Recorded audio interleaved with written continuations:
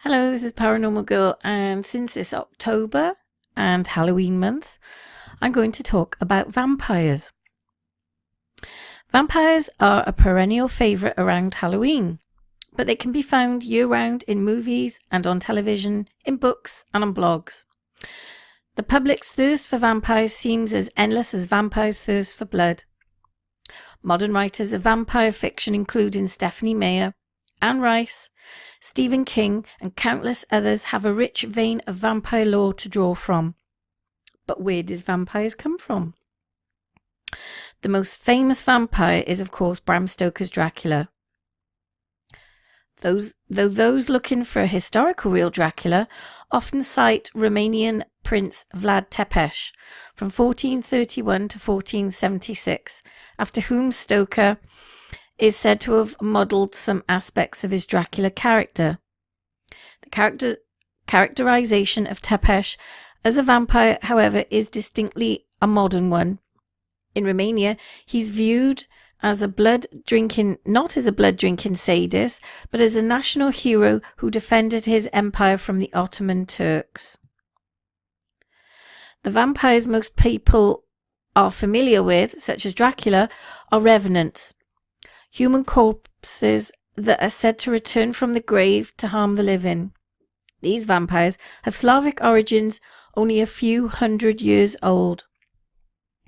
But other older versions of the vampire were not thought to be human at all, but instead supernatural, possibly demonic entities that did not take human form.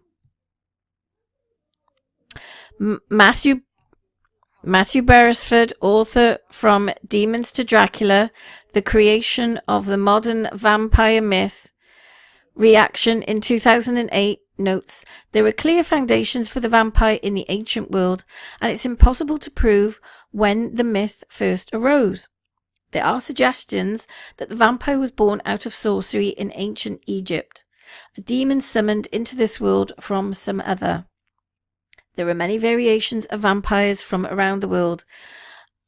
There are Asian vampires, such as the Chinese Chongshi, evil spirits that attack people and drain their life energy.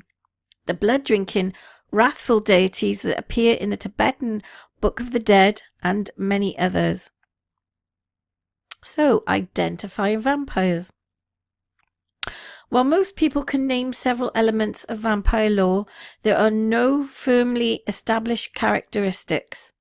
Some vampires are said to be able to turn into bats or wolves, others can't.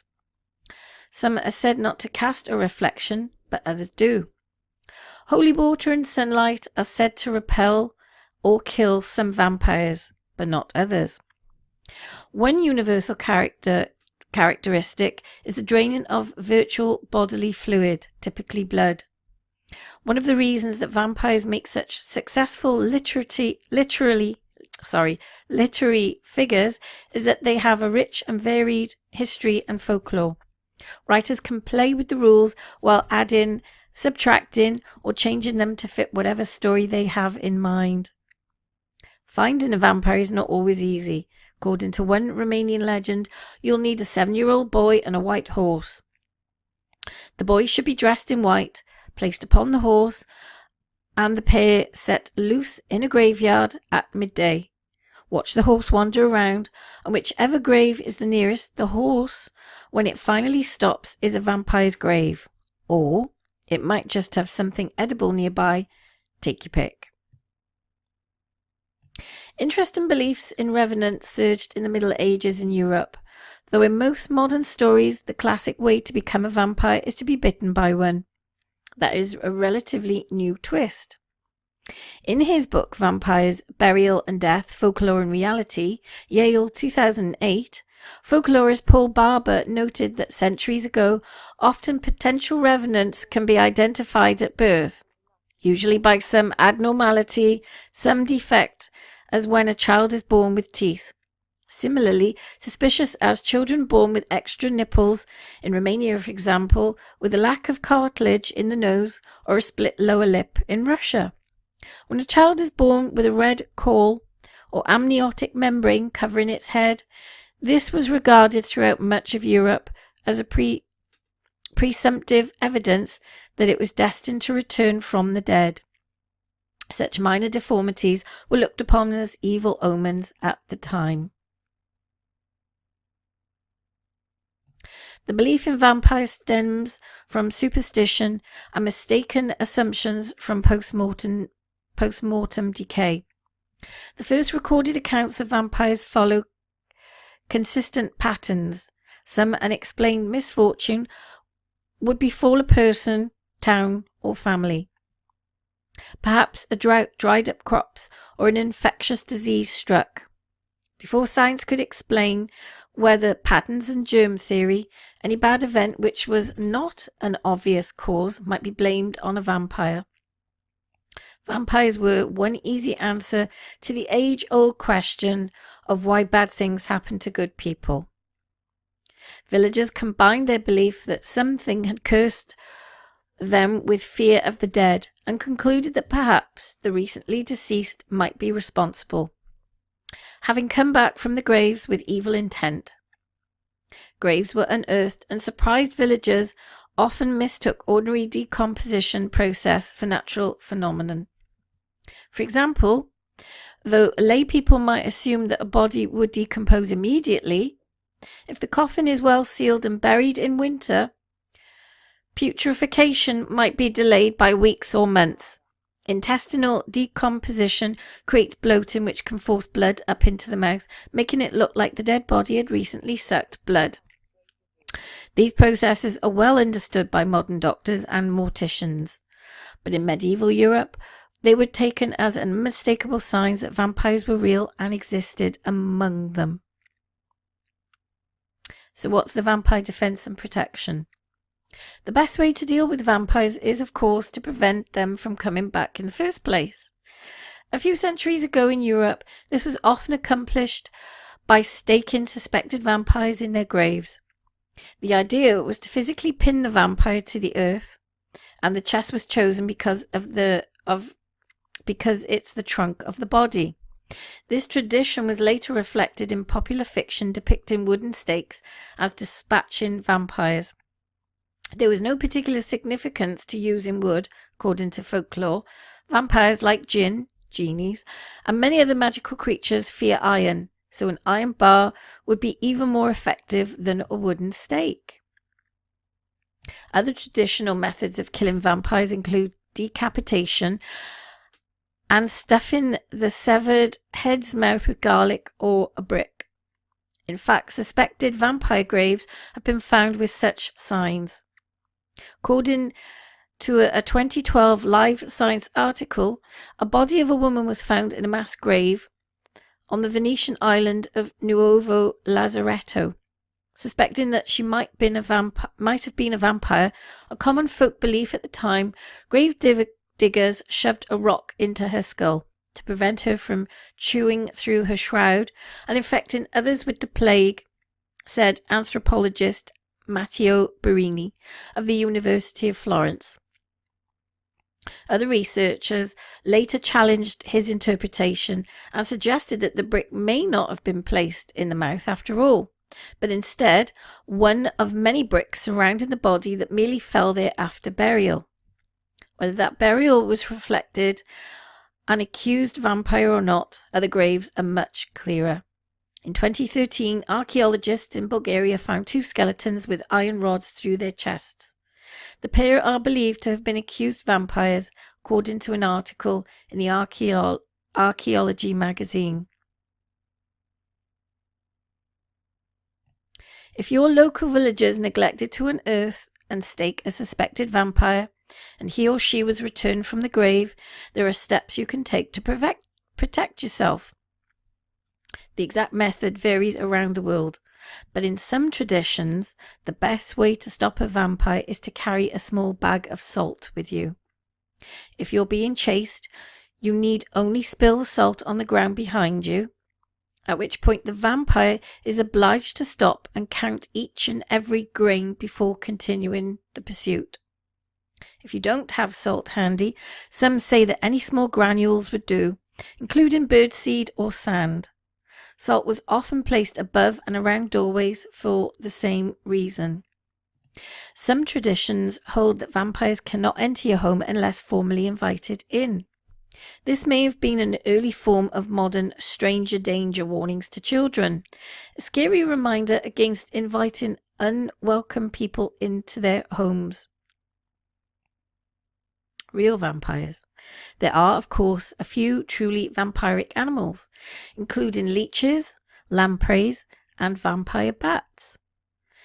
And in all these cases, the vampire's intent is to draw enough blood for sustenance, but not enough to kill the host. But what about human vampires?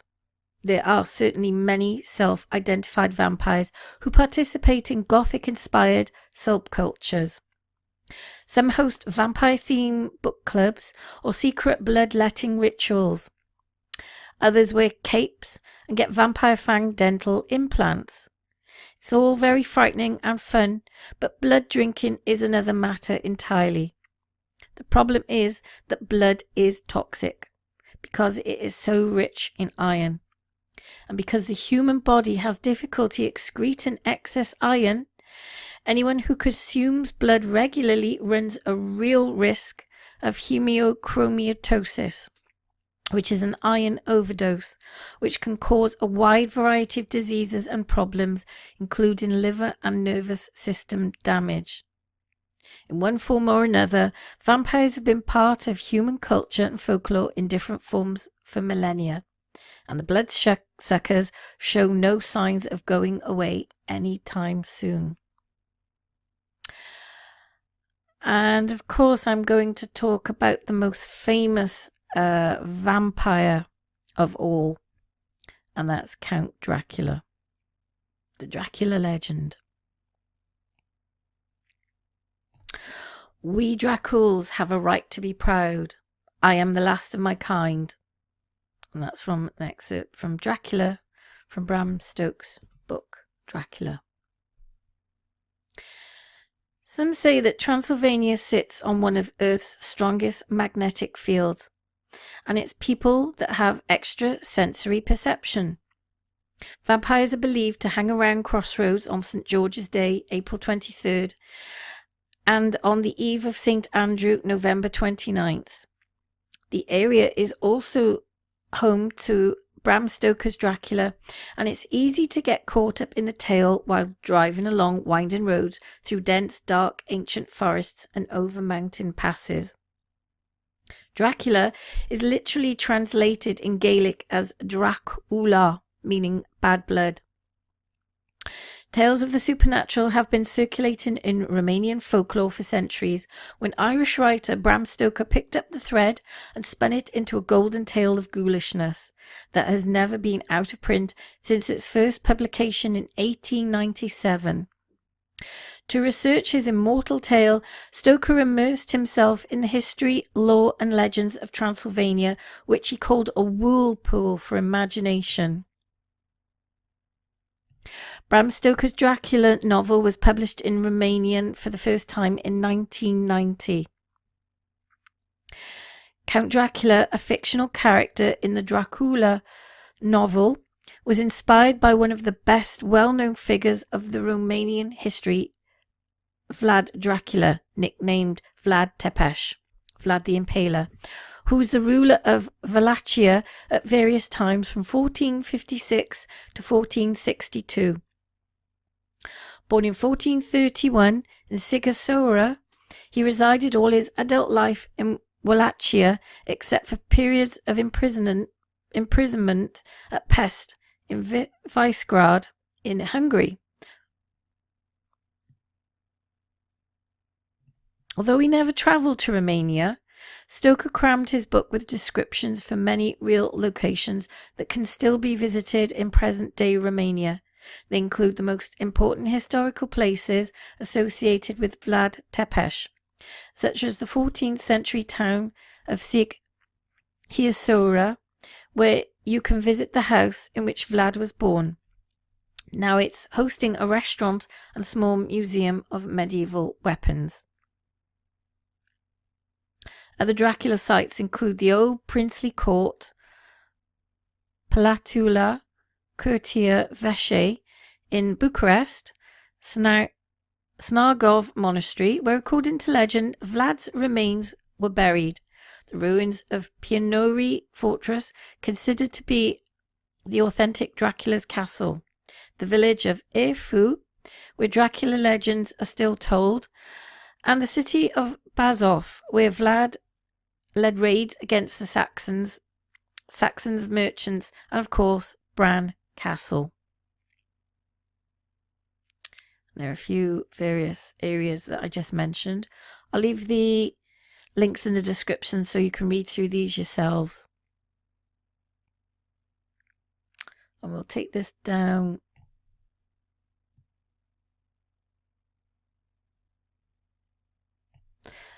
Bram Stoker's inspiration.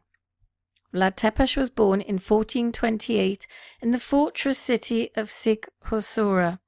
His father, Vlad Dracul, was the military governor of Transylvania and had become a member of the Order of the Dragon a year before. The order, similar to the Order of the Teutonic Knights, was a semi-military and religious organization established in 1387 in Rome in order to promote Catholic interests and crusades. The order is relevant for the legend mainly because it explains the name of Dracula. Benefiting from the friendship of the Hungarian king Sigismund I of Luxembourg, Vlad II Dracul, the father of Vlad Tepes, spent his youth at the royal court and later distinguished himself as the brave knight in the fight against the Ottoman Empire. For his deeds, the Order of the Dragon was bestowed upon him, hence the title Dracul.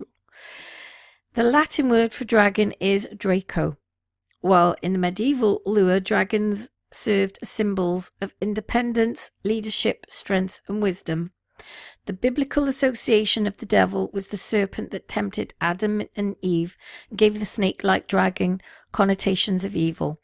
Thus, the Romanian word Dracul stands in English for both dragon and devil. Dracula, the title of Vlad Tepes, translates as son of Dracul. Moreover, the ceremonial uniform of the order is a black cloak over red accoutrement, and was Bram Stoker's source of inspiration for Count Dracula's look. But how did Bram Stoker's story turn into a myth? A partial explanation is provided by the circumstances under which the book was written and received. A genuine epidemic of vampirism had hit Eastern Europe at the time of the 17th century and continued throughout the 18th century. The number of reported cases soared dramatically, especially in the Balkans. Then the epidemic travelled west to Germany, Italy, France, England, and Spain. Travellers returning from the east would tell stories about the undead, which helped keep the interest in vampires alive. Western philosophers and artists tackled the issue ever more often. Bram Stoker's novel came as the pinnacle of the long series of works based on tales coming from the East. Back then, most readers were certain that the novel had been inspired by real facts and that its story was perhaps just a little bit romanticized. So who is Vlad Dracula? Dracula was more than 100 years old and is still alive, of course. Almost everybody has heard about Nosferatu through movies featuring Max Schreck, Bela Lugosi, Christopher Lee, or Gary Oldman. In several books, including the recent Vampire Chronicles of Anne Rice, and even in bedtime stories told to us in our childhood, we have all had the idea of who or what the Count is. However, on the other hand, Vlad Tepes, Dracula, the historical figure who inspired Bram Stoker's novel, is definitely less well known. Vlad Tepes was born in December 1431 in the fortress of Sighisoara in Romania. Vlad's father, governor of Transylvania, has been inducted into the Order of the Dragon. Oh, we're reading this again. About 1 year before. I'm sorry, some of this is going to be repeated, but we've got a little extra information in this little clip here. The order, which could be compared to the Knights of the Hospital of St. John, or even to the Teutonic Order of the Knights, was a semi-military and religious society originally created in 1387 by the Holy Roman Empire and his second wife Barbara Cilli. The main goal of such a secret fraternal order of knights was to protect the interest of Christianity and to crusade against the Turks. The boyars of Romania associated the dragon with the devil and decided to call Vlad's father Dracul, which in the Romanian language means devil. Dracula is a diminutive meaning the son of the devil. In the winter of 1436 to 1437, Dracul became Prince of Wallachia, one of the three Romanian provinces, and took up residence at the Palace of Târgovista, the princely capital.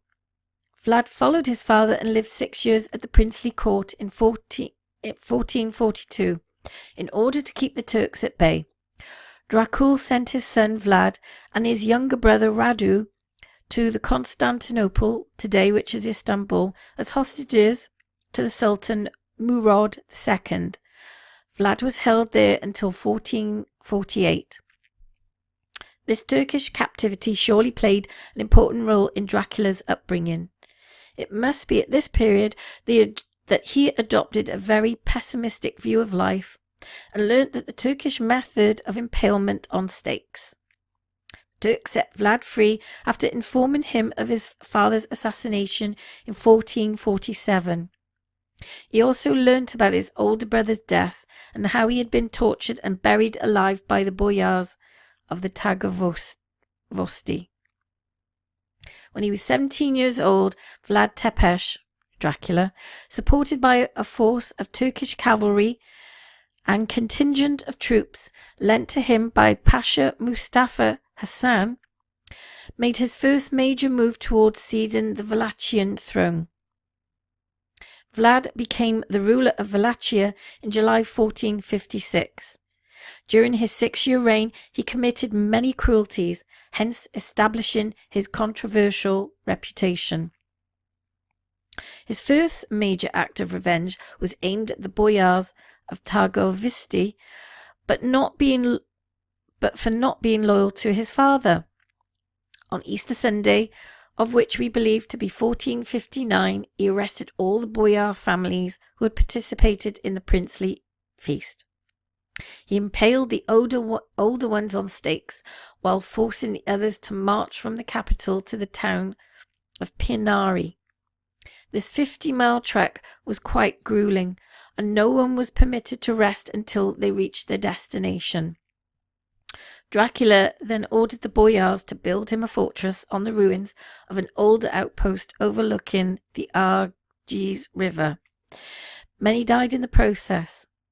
Dracula therefore succeeded in creating a new nobility and obtaining a fortress for future emergencies, what is left of the building today is identified as the Pianari Fortress. Vlad Tepes adopted the method of impaling criminals and enemies and raising them aloft in the town square for all to see. Almost any crime, from lying and stealing to killing, would be punished by impalement. Being so confident in the effectiveness of his law, Dracula placed a golden cup on display in the central square of Târgovista. The cup could be used by thirsty travellers, but had to remain on the square. According to the available historical sources, it was never stolen and remained entirely unmolested throughout Vlad's reign. Crime and corruption ceased. Commerce and culture thrived, and many Romanians to this day view Vlad Tepes as a hero for his fierce insistence on honesty and order. It's worth mentioning that most written sources regarding his reign are based on numerous propagandistic pamphlets spread by the Germans with the help of their new invention, the printing press. In the beginning of 1462, Vlad launched a campaign against the Turks along the Danube River. It was quite risky. The military force of Sultan Mehmed II being by far more powerful than the Wallachian army. However, during the winter of 1462, Vlad was very successful and managed to gain several victories. To punish Dracula, the Sultan decided to launch a full-scale invasion of Wallachia. His other goal was to transform this land into a Turkish province. He entered Wallachia with an army 3 times larger than Dracula's. Finding himself without allies and forced to retreat towards Targovista, Vlad burnt his own villages, poisoned the wells along the way, so that the Turkish army would find nothing to eat or drink. Moreover, when the Sultan, exhausted, finally reached the capital city, he was confronted by the most gruesome sight. Hundreds of stakes held high the remaining carcasses of Turkish captives. A horror scene which was ultimately nicknamed the Forest of the Impaled. This terror tactic, deliberately stage-managed by Dracula, was definitely successful. The scene had a strong effect on Mehmed's most stout-hearted officers, and the Sultan, tired and hungry, decided to withdraw. And it's worth mentioning, even Victor Hugo, in his Legend des Cells, recalls this particular incident. Nevertheless, following the retreat of the Wallachian territory, Mehmed encouraged and supported Vlad's younger brother Radu to take the Wallachian throne. At the head of the Turkish army and joined by Vlad's detractors, Radu pursued his brother to the Pianari castle on the Argees River. According to the legend, this was when Dracula's wife, in order to escape capture, committed suicide by hurling herself from the upper battlements, her body falling down the precipice into the river below. A scene exploited by Francis Ford Coppola's production. Vlad, who was definitely not the kind of man to kill himself, managed to escape the siege of his fortress by using a secret passage into the mountain. He was, however, assassinated toward the end of December 1476. The only real link between the historical Dracula of 1431 to 1476 and the modern literary myth of the vampire is the 1897 novel Bram Stoker built his fictional character solely based on the research that he had conducted in libraries in London. Political detractors and Saxon merchants, unhappy with the new trade regulations imposed by Vlad, did everything they could to blacken his reputation. They produced and disseminated throughout Western Europe, exaggerated stories and illustrations about Vlad's cruelty. Vlad Tepesh's reign was over, however, presented in a different way in chronicles written in other parts of Europe. So the question really is, do you believe in vampires? Have you ever seen one? We know what to do if you do suspect there's a vampire. Wear garlic around your neck and keep holy water by your side and a wooden stake alongside your bed in the hopes that you will not be visited by a vampire.